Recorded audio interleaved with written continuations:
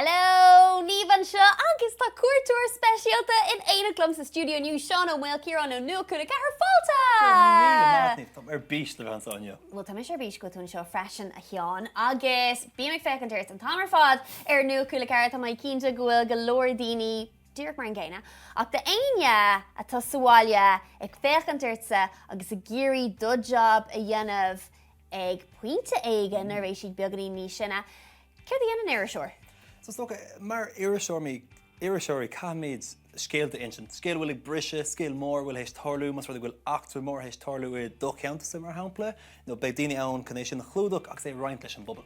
Agus an bhfuil éon noda agat dún mátá tú géirí scéal nuachta má a scríb cé noda dúrtha dú. Más bhfuil go ag ire scéal nuachta a chorthú tá trí rudí an táchtú catú dhéana stocha, catú an tólas a fear de bhú, catú do haide bheith déint agat i gcónaí, catú an éarna insin, sin an táchtach, agus catú an scéal a bhíú i gceart, anas mu daoine ann é hiiscint. Trí noda, anna hábhachtach an sin. Béidir go mhaí me se tríalas bheith i má iriseoir nuachta in éanaach leat ar bálaí an beag. Neadar an airóilm? Bit tú perfect an cinnte. Neadar faoi sin í águr mágad sin ará tá sé an am duine is.